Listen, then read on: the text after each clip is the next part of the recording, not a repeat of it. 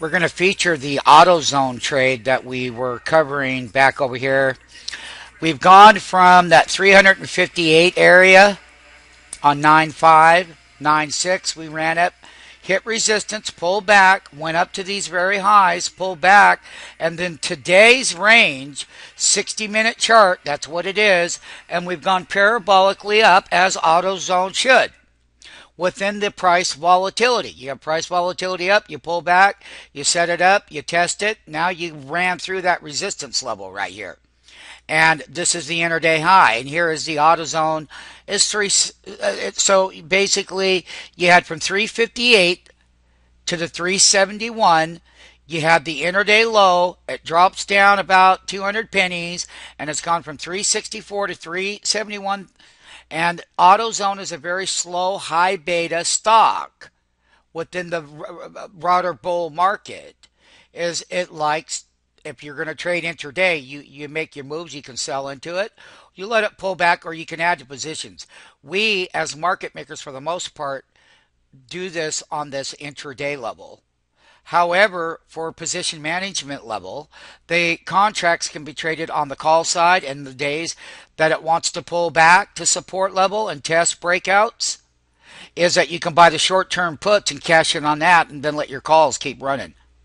And once again, once we break up above $375, we're off to the races.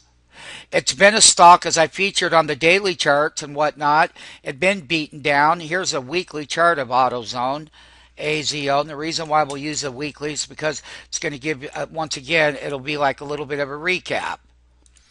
And the month of September is where price volatility increases. AutoZone is right down here at the 10-week, and there's the 20-week. It's got to consolidate, and the 50-week is a pink line. It's got to consolidate now above this 10-week on a closing level, meaning that we don't want to be closing below the 10-week. When you close 1, 2, 3, 4, 5, 6 weeks below it, this is called a bear trend. When the 10-week goes down in value and you close below it 4 weeks in a row to qualify. Well, on the way up, when we hit the bottom here, we got the body above here, and we have the body above that 10-week. But just on the side note for all of my new students, you have to have 4 weeks closing above this blue 10-week moving average, and it's got to be pointing up, and it has to flatten out to meet the criteria. The challenges that AutoZone will have will be up here. That's why I talked about the 375 mark, is that 20-week simple moving average is tilting down in value. So it's going to have a wall of resistance there, but as long as we build the base above that 10-week, we could see where AutoZone going into year end could easily get back to its $400 level, providing that, once again, the bellwether, hey, it sells a lot of auto parts. Listen, their diversified model that they have around the country, around the world, particularly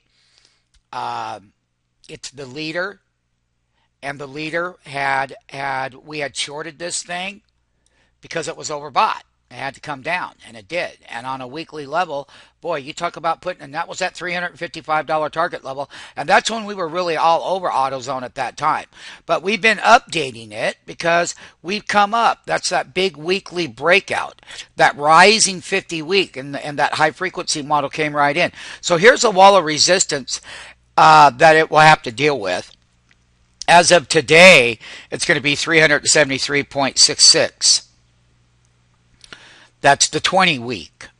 The 20-week cannot keep falling in value. That's why this thing takes a while to set itself up before we can get back up here to the to the 385 area. And how these weekly price movements can work in these listed big volatility stocks, such as AutoZone. And AutoZone was a great buy down there at 355. It was a great short. Earnings are going to be coming in October, but it doesn't matter how to trade. That trade intraday on AutoZone on that 60-minute chart. Here's the weekly. It's got strength building. However, how do I get that lower level and trade the ranges? But look at here. It's making higher highs through these resistance levels. AutoZone update.